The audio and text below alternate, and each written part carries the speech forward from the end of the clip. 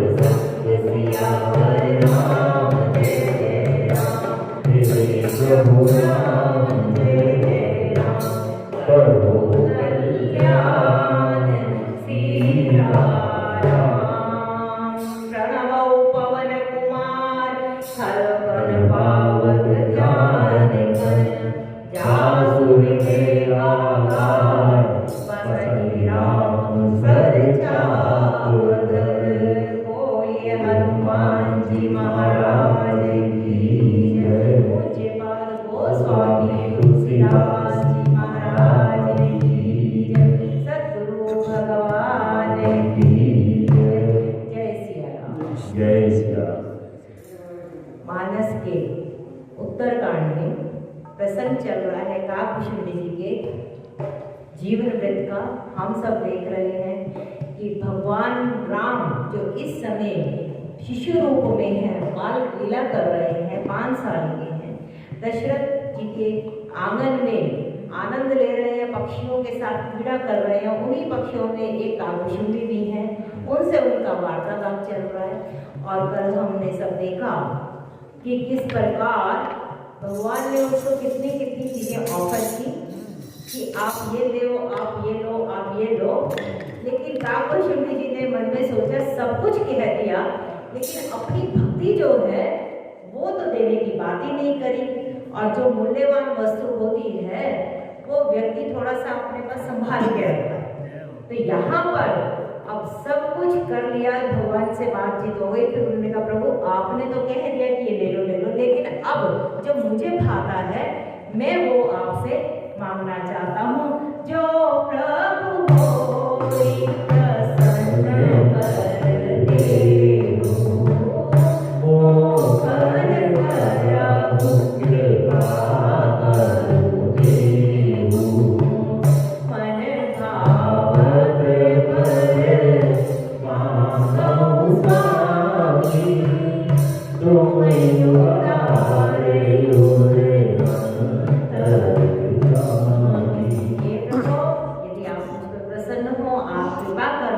तो आप मुझे मेरा मन भाव जो मेरे को मन में पसंद है ऐसा वर आप मुझे दो, क्योंकि आप अत्यंत उदार हैं, भक्तों के आप अहेतु कृपा करते हैं, अंतर्यामी हैं। तो क्या मांग रहे हैं काकभूषण जी?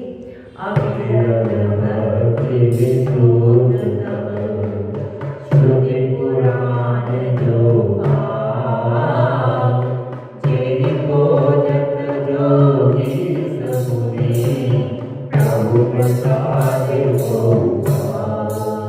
क्या मांगा कि अविरल भक्ति।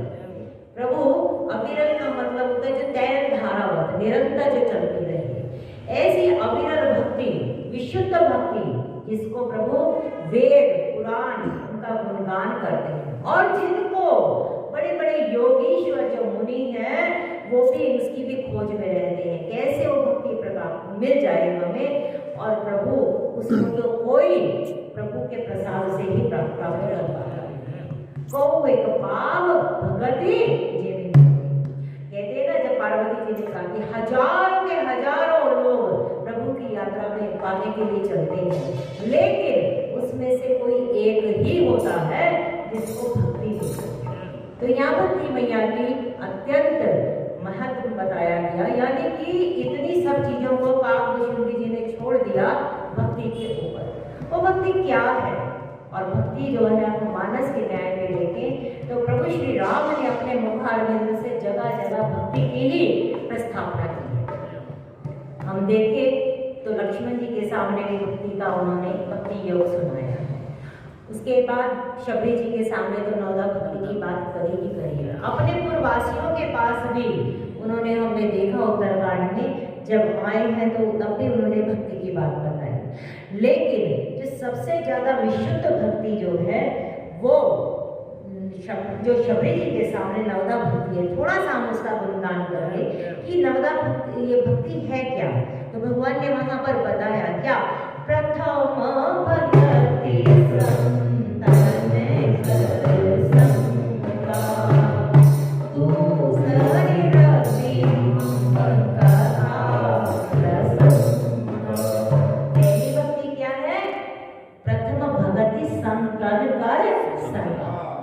पहली भक्ति यही हो गई कि जब हम संतों के संग करना शुरू कर देंगे।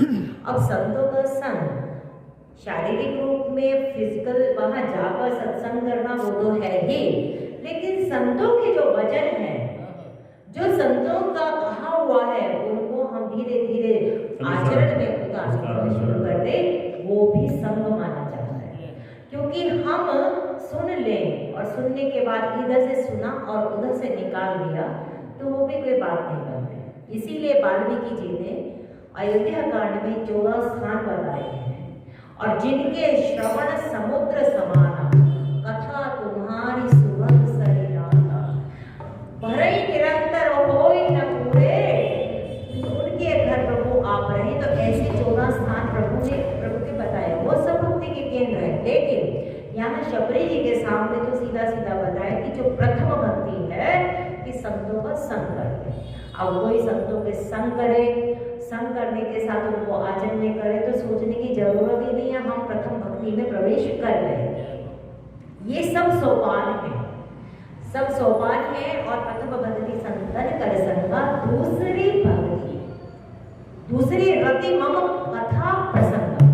जब कथा के प्रसंगों में, कथा में हमारा मन लगना शुरू हो, रति मैंने अनुराग आ जाए, प्रेम आ जाए कि कैसे भी कहीं पर भी हमें प्रभु का बस गुणगान सुनने को मिल जाए। कोई वक्ता हो, कैसा ही हो, अगर वो प्रभु की महिमा का गुणगान कर रहा है तो हमारे लिए प्रणम्य है। और ऐसी जब भावना आ जाए और ना भी जा पाए तो जिस दिशा में वो कथा हो रही है तो वहां हम प्रणाम भी कर दे तो कहते हैं कि उस कथा का फल हमें मिलना शुरू हो जाता है। तो दूसरी रति मम कथा प्रसंग, तीसरी जो भक्ति करनी है, गुरु पद पंकज सेवा, तीसरी भक्ति अमान, चौथी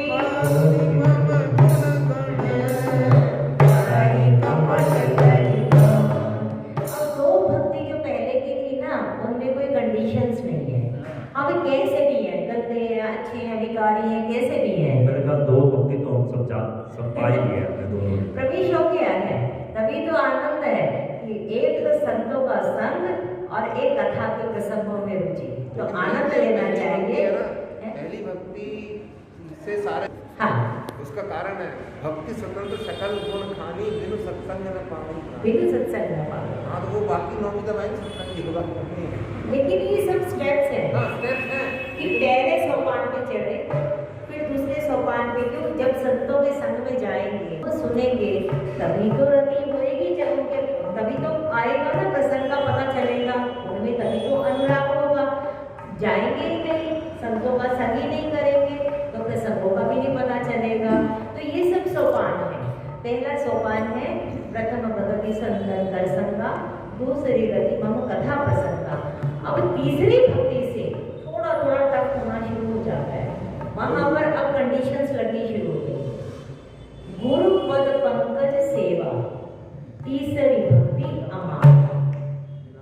अब तीसरी भक्ति में क्या कंडीशन है, अमानी होकर, बिल्कुल ये नहीं करके कि हम अब क्या हुआ, संतों के संग में गए, कथा के प्रसंगों में रुचि हुई तो मन में आया, जैसे कल आपने भी बोला कि कोई गुरु बनना चाहिए, तो किसी के चरणों में हमारी निष्ठा हो गई, हमने गुरु भी बना लिया, गुरु भी धारण हो गया। लेकिन गुरु बनाने के बाद हम में अभी भी थोड़ी एक मान की वो रही कि हम वहाँ जाएं तो गुरु हमें सबसे पहले हमें एक्नॉलेज करेंगे, प्रणाम तो हमें करेंगे, लेकिन वो हमें सबसे पहले आओ आओ बैठो, मेरे पास बैठो, ऐसा करो, ये प्रसाद थोड़ा दे, ऐसा जो हमारी अपेक्षाएं हैं वो भक्ति नहीं मानी जाती। गुरु पद पंकज सेवा तीसरी भक्ति अमर। गुरु अगर तुम्हारे को बात भी ना करे, तुम्हारी तरफ देखे भी ना, तुम्हें बिल्कुल इग्नोर कर जाए तो भी समझो, तुम्हें डांटे। अब तो यहाँ तक कहते हैं कि कोई गुरु अगर तुम्हें डांटता है तो तुम उस दिन बिल्कुल आनंद मनाओ, क्योंकि उसने अपना समझा है तो तुम्हें डांटा है। क्योंकि दूसरों के साथ तो प्रोटोकॉल निभाया जाता है, शिष्टाचार निभाया जाता है, लेकिन जो अपना होता है उसको तब पकड़ के डांटा। पराए बच्चे को आप डांट नहीं सकते इतना, अपने बच्चे को तो थप्पड़ भी लगाएंगे ना, सब कुछ करेंगे, लेकिन दूसरे बच्चे के साथ थोड़ा सा अलग व्यवहार सा रहता है। तो जब गुरु हमें घटता है, हमारी शेप बनाता है, तो ऊपर अंदर वो हाथ रखता है, लेकिन ऊपर से वो हमें थोड़ा थोड़ा थपकी भी देता है। तो यहाँ पर गुरु पद पंकज सेवा तीसरी भक्ति अमर। अब आगे होना पड़ेगा, तभी हम गुरु की सेवा कर पाएंगे। चौथी भक्ति गुण गान करई कपट तजी गान। चौथी भक्ति क्या है कि हम प्रभु के जब गुणगान करें तो भाई कपट छोड़ के गुणगान करें, क्योंकि मोही कपट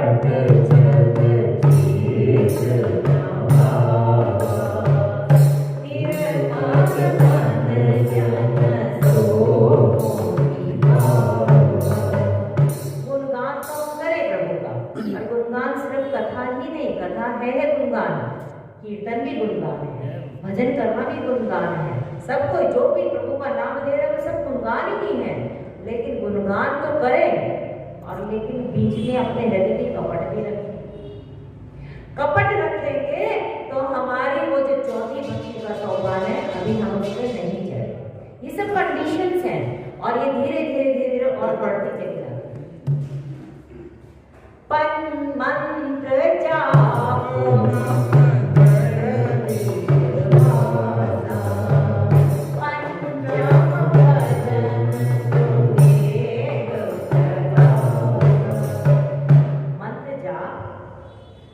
करें, लेकिन दृढ़ विश्वास के साथ करें।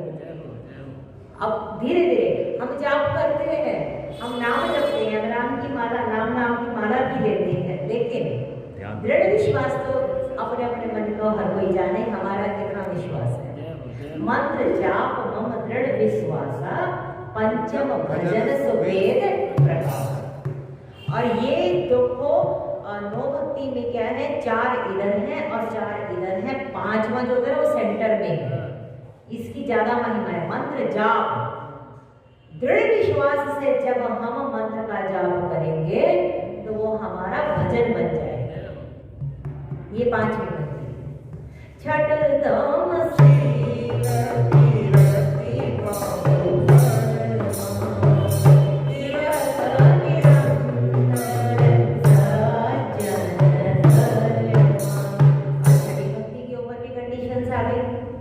क्या, छठ दम सील। दम मैंने अपनी इंद्रियों का थोड़ा थोड़ा दमन करें। अपनी इंद्रियां जो ऐसे ऐसे बाहर घूम फिर रही हैं, इंद्रियों को वो भी बोलते हैं। जैसे गाय कहीं भी खुली छोड़ दो तो कुछ भी खाती पीती है, कुछ भी चलती है, ऐसे ही अपनी इंद्रियां जो हमारे संसार में विचरण इधर उधर कर रही हैं, उन इंद्रियों को धीरे धीरे धीरे धीरे उनको थोड़ा रोकना, समेटना, निग्रह करना कि बस अब बहुत हो गया, अब तो तुम ढूंढो मोहे गोपाल, मैं खोई गई आते, सुध लो मोरी गोपाल, मैं भटकी गई आते। प्रभु मैं संसार में भटक चुकी हूँ, अब आप मुझे पकड़ो। तो ये छठी भक्ति है कि अपनी इंद्रियों को धीरे धीरे छठ दम शील आना शुरू हो जाता है। धीरे धीरे व्यक्ति जो है क्रोध में और इन सब अहंकार, ये सब वृत्तियों से धीरे धीरे परे होना शुरू हो जाता है। उसको शील मैंने मैनर्स, शिष्टाचार। छठ दम शील विरति मैंने वैराग्य। धीरे धीरे चीजों से वैराग्य होना शुरू हो जाता है। ठीक है, प्रसाद नहीं मिला, किसी और को मिल गया, मुझे सीट नहीं मिली, कोई बात नहीं, किसी और को मिल गई। धीरे धीरे ऐसे आदमी अपने अपने विवेक को बढ़ाता चला जाता है। छठ दमशील विरति बहुकर्मा।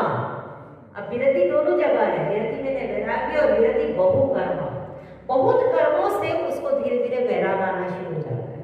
अब नाच्यो गोपाल, अब बहुत हो गया, अब बहुत ज्यादा हमें इधर उधर कुछ नहीं करना, अब तो हम हरि भजन करेंगे, ऐसा भाव आता है जब हमें छठी भक्ति में प्रवेश मिलता है।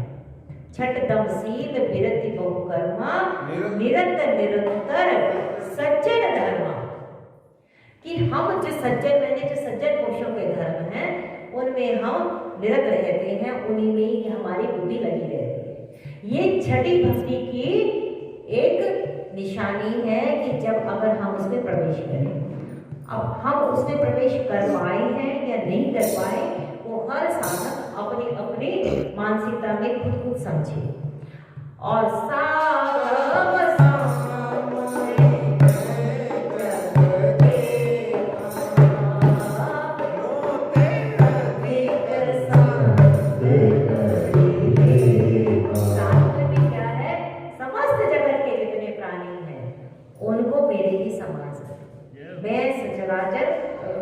मैं सेवक सचराचर रूप स्वामी भगवान, ये सातवीं भक्ति।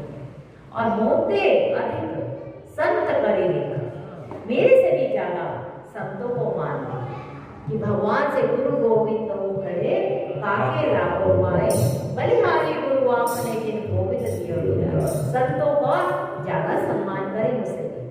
आठ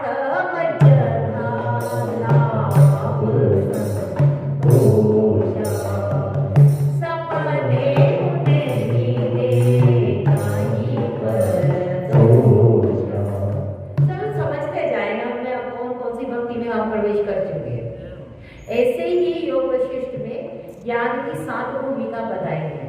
वो 7 भूमिका आप कभी पढ़े तो वो भी, जैसे मैं कभी ऐसे पढ़ती थी, मेरे को लगता था अभी तो पहले भी प्रवेश नहीं हुआ, 7वीं तक तो कब पहुंचेगा, अभी तो बहुत दूर नगरी है।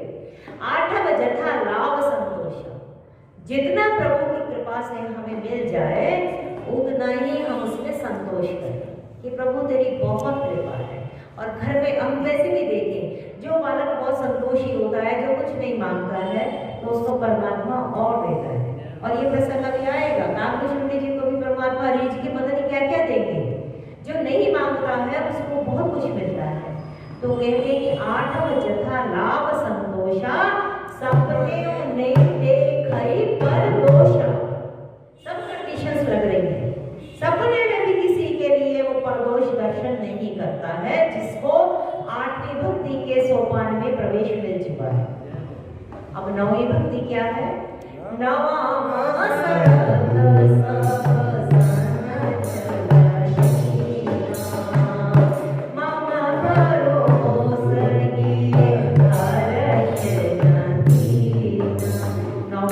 जो अंतिम भक्ति है उसमें तो यही है कि 9वीं भक्ति में व्यक्ति इतना सरल हो जाता है, इतना सरल होगा कि अब वो बिल्कुल विनम्रता आ जाएगी उसमें न छल मिलेगा, और वो तो अपने आप को दीन ही मानकर परमात्मा के चरणों में समर्पित रहता है। ये 9वीं भक्ति है। और भगवान राम शब्द जी को कहते हैं कि नवमाहु एकाहु दिन के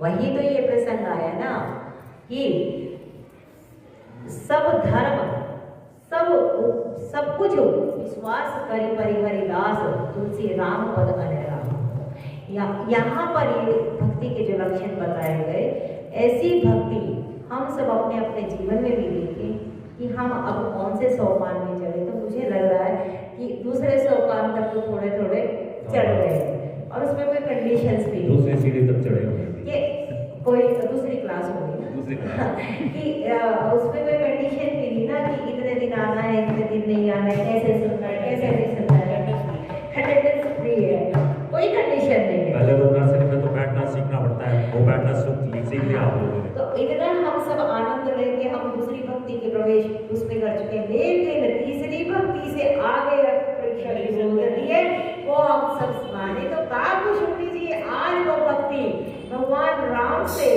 मांग रहे हैं कि ये गुण साधन से नहीं हुई। तीसरी भक्ति बोर्ड के पेपर, तीसरी भक्ति चल रही है ना, बोर्ड के पेपर, तीसरी भक्ति से नौवीं भक्ति तक की तो ये गुण साधन से नहीं हुई और तुम्हारी कृपा भाव कोई भाई कहाँ कपट छोड़ पा रहे, कहाँ छल छोड़ पा रहे, कहाँ विनम्रता ले पा रहे, यहाँ तो सब कुछ है। तो यहाँ काकू शुक्री जी ने खूब आनंद लेकर और अपनी चतुराई से, वो स्वामी जी कहते हैं कि चतुर कौन है इस संसार, कहते हैं भाई फला तो बहुत चतुर है, फला तो बहुत चतुर है, वो तो एक संसारिक रूप में चतुर माना गया, लेकिन शास्त्र किसको कहता है, राम ही भजे के चतुर है। जो राम को भज रहा है वही चतुर है, बाकी सबको तो माया जो है ना बुद्धू बनाकर उसे ठगे जा रहे हैं। तो यहाँ पर काकू शुक्री जी ने चतुराई लेते हुए भगवान से मांग लिया, अविरल भक्ति विशोष तव सोई पुराण जोगा, जेहि को जग जोगी समुनि प्रभु प्रसाद होगा। ये प्रभु आप मुझे मेरी इच्छा वाला वरदान दे, अविरल भक्ति दे, जिनको की योगी और मुनि भी ढूंढते रहते हैं। तो प्रभु ने सुना और सुन के आनंदित भी हुए और कहने लगे भक्त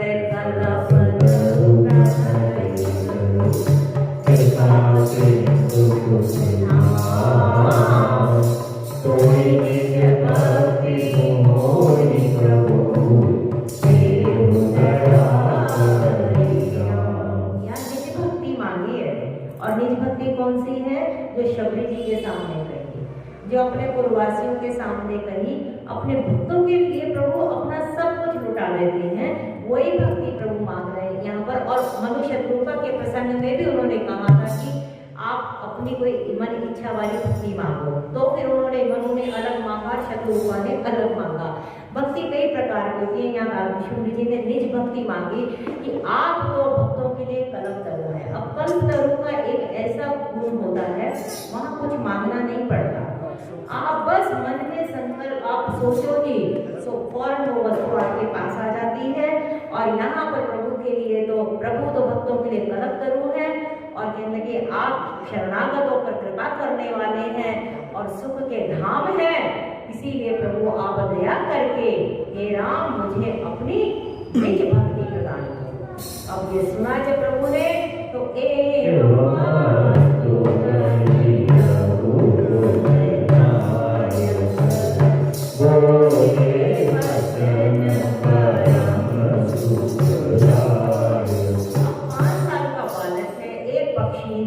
क्या बातचीत चल रही है, किसी को क्या पता कि वह भक्ति का आदान प्रदान करता है और यहाँ पर क्या बातें कर रहा है हम नहीं समझ पाएंगे। मैं निकल कर आती हूँ शाम को तो पेड़ों पे ना इतनी चिड़िया पक्षी सब चहचहा रहे थे, क्योंकि वो सब अब अपने अपने आश्रय स्थल पे आ चुके होते हैं। इतनी बातें हो रही होती है उनकी, मैंने कहा जैसे हम लोग भी बातें करते हैं ऐसे ये लोग भी बातें करते होंगे, लेकिन हम तो नहीं समझ पा रहे हैं इनकी बातें। लेकिन पशु पक्षी फिर भी समझ जाते हैं। आप कुत्ता है वो समझ जाता है बात को, तोते को भी सिखाओ तो वो समझ जाता है, बंदर को सिखाओ वो समझ जाता है, पर हम तो उनकी बातें नहीं समझ पा रहे ना, कितने हम अल्पज्ञ।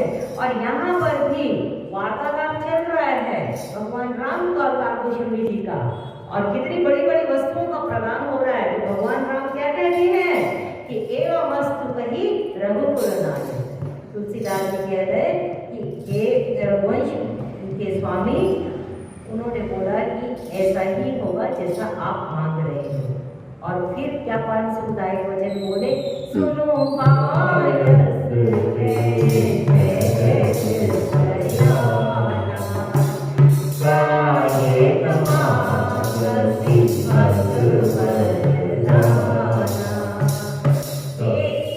हे गान, तुम बहुत सहज रूप में ही श्याने हो। श्याना कौन माना गया? जो सारी वस्तुओं को छोड़कर सिर्फ परमात्मा को ही प्राप्त करे। क्योंकि यहाँ इस संसार में प्राप्त करने कोई वस्तु है तो वो प्रभु का नाम है, प्रभु का धाम है और प्रभु का ही जो एक ध्यान है वही यहाँ पर। और यहाँ कहने की कि तुम तो बहुत सहज श्याने निकले और मैं इसीलिए, और तुम परम चतुर हो इसीलिए तुमने ये वरदान मांगा है, सब सुख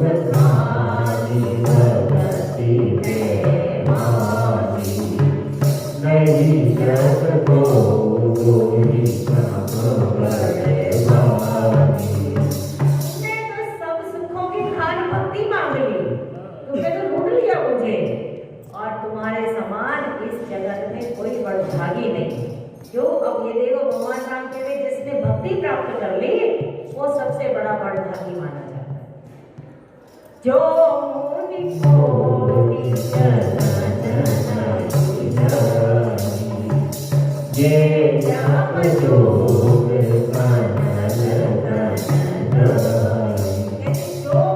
करोड़ों करोड़ों मुनि इतने जतन, करोड़ों जतन करते हैं जिनको इतना सब करने में भी वो भक्ति प्राप्त नहीं होती है। जप कर लो, योग कर लो, योग्य कर लो और अपने तन को अग्नि में बिल्कुल जिसको कहते हैं कि जला दो, उसके बावजूद भी जिसको भक्ति नहीं मिलती उसको भी भक्ति नहीं मिल पाती। और तुमने तो ऐसे ही मांग ली क्योंकि उसको पता है महिमा क्या है भक्ति की। बिल्कुल यही प्रसंग अर्जुन के साथ भगवान श्री कृष्ण का वार्तालाप हो रहा है। भगवान राम और कृष्ण ने जब अपना दिव्य स्वरूप जब दिखाया है, दिव्य चक्षु देकर, तो वो बिल्कुल एकदम कंपित हो गया। उन्होंने कहा प्रभु आप अपने सहज रूप से आओ, मैं अपने इस रूप को नहीं सहन कर पा रहा हूँ। तो प्रभु अपने रूप में आए। तो उन्होंने कहा प्रभु आप कौन हो? मैं तो आपको ऐसी सखा, ऐसी मजाक करता रहा, आपकी महिमा को तो मैंने जाना नहीं। अब मुझसे कोई अपराध हुआ हो तो आप क्षमा करना। तो उन्होंने कहा नहीं तू डर मत, मुझे मेरे भक्त बहुत प्रिय हैं। और अर्जुन तुझे बताऊं ये जो मेरा रूप है सिर्फ तुझे ही दिख रहा है, ये बड़े बड़े जितने मुनि और योगी हैं उनको भी ये नहीं दिख पाता। तो उन्होंने कहा आप कैसे दिखने के लिए शक्य हैं, आप कैसे दिख पाए? तो उन्होंने कहा कि जो निरंतर अनन्य भक्ति करता है और मेरे में ही मन लगाकर रहता है, समस्त जगत में ही उसको सिर्फ मैं ही मैं दिखता हूँ, उनको मैं इस रूप में देखने के लिए शक्य हूँ। बाकी इतनी कोई आसान चीज नहीं है। और लेकिन भक्ति अगर जीवन में आ जाए तो भक्ति के पीछे तो प्रभु अपने आप दौड़े दौड़े चले आते हैं। हम जो यहाँ पर कीर्तन कथा पाठ सब कुछ करते हैं वो तो करना ही चाहिए, प्रथम भक्ति है, दूसरी भक्ति है। लेकिन जीवन में थोड़ा थोड़ा और विकास हो कि हम तीसरी भक्ति में प्रवेश करें, चौथी में प्रवेश करें और पहुँचते पहुँचते जब 9 पे पहुँच जाएंगे शिखर पे, फिर आप ही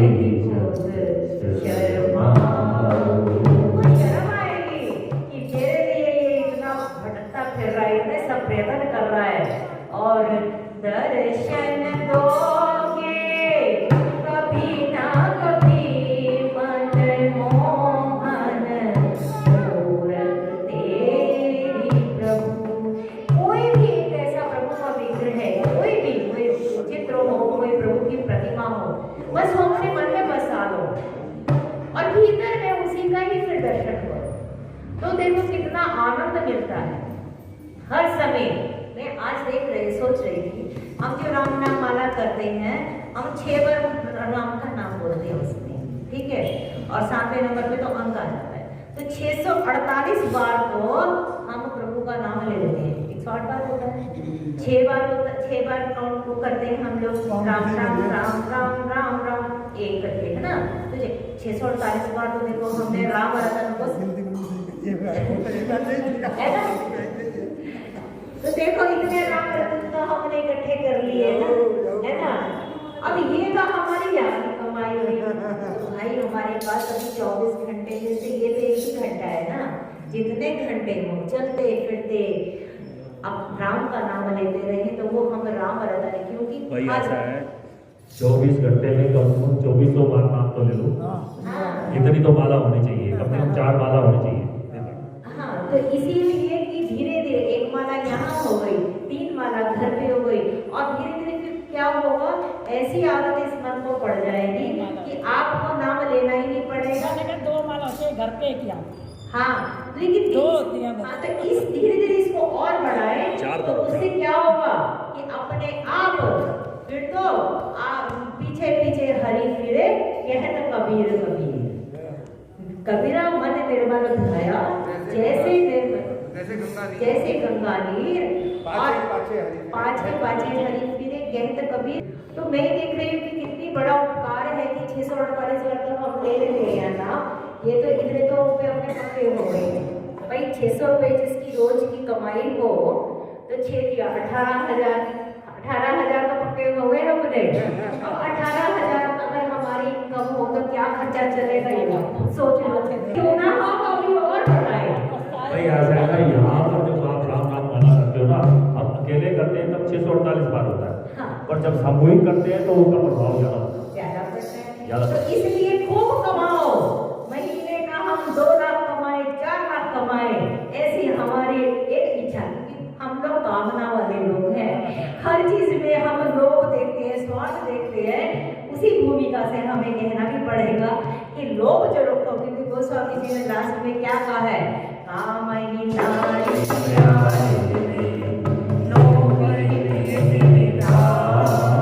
काम में पैसे में लोभ रहता है ना, वो भी चाहिए।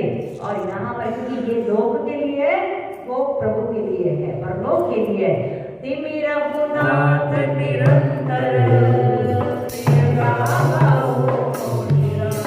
तो यहाँ पर रीज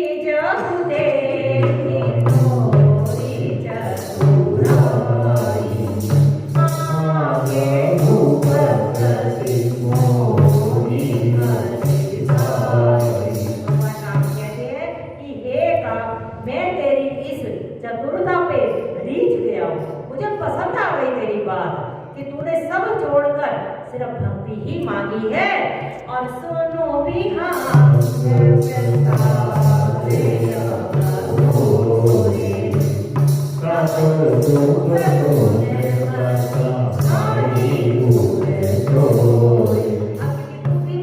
है तो अब प्रभु अपने आप से अब दे रहे हैं कि हे बिना अब मेरा प्रसाद भी तू अब ऊपर से ले, क्या कि सब गुण जो है शुभ गुण तेरे में, तेरे हृदय में बसे। और क्या बसेगा, भक्ति ज्ञान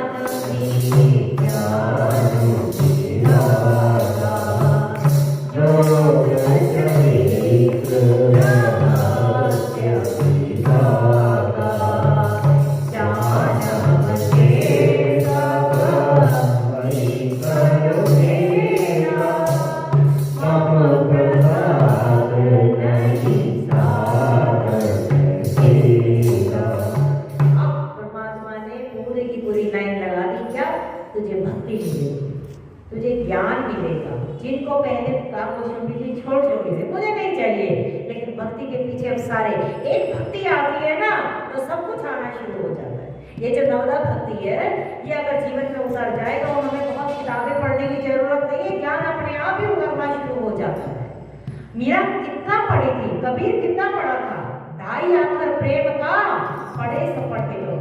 तो प्रभु कह रहे कि भक्ति, ज्ञान, विज्ञान, विराग, योग, चरित्र के और विभागों के, उनके विभागों के रहस्य और सबको उनके सब भेद तुम्हें सहजता में वैसे ही मिल जाएंगे। और इसके लिए ये मेरे प्रसाद के स्वरूप में मिलेंगे, तुम्हें इनके लिए साधन करने का कष्ट भी नहीं होगा। भाई ज्ञान प्राप्त करने के लिए कितना कितना गुरुओं की सेवा करनी पड़ती है, कितना कितना सब कार्यक्रम करना पड़ता है, फिर भी हमें नहीं पता चल पाता।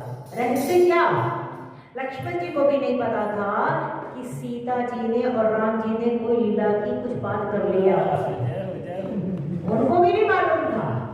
लेकिन ये जितने रहस्य हैं काकभूषुंडी जी को तो वरदान दिया ही, लेकिन हमारे बाबा तुलसी को भी ये वरदान मिला है।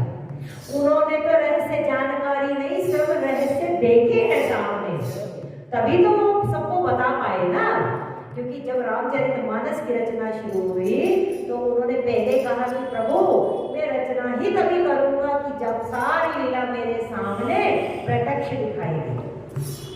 अब देखो, जो लक्ष्मण हूँ यह मरम न जाना, जब सीता जी और राम जी की हुई है कि अब रावण का वध करना है, लीला करनी है, लक्ष्मण को भी ये मरम नहीं पता था, लेकिन गोस्वामी जी तो वहीं खड़े थे और उन्होंने लिख दिया यहाँ पर, हम सबको बता दिया।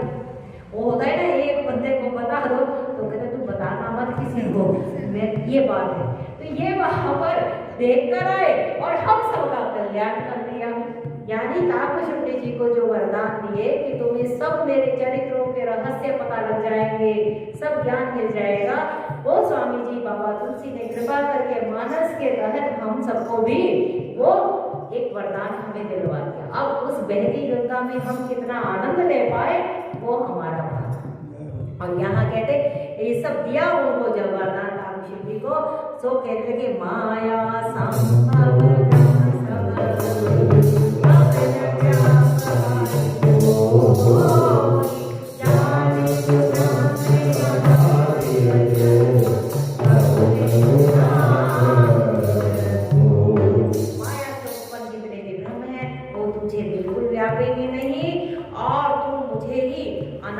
अजन्मा अगुण और गुणों की खान समझ, ये बात बिल्कुल गीता में कृष्ण ने कही है अर्जुन। और जिसपे आज भी कई लोग बड़े आक्षेप करते हैं कि कृष्ण ऐसा क्या है कि उसने अपनी पूजा ही करवाई है वहां पर कि मेरे को भज मेरे संकल्प चलेगा। सो हरे राम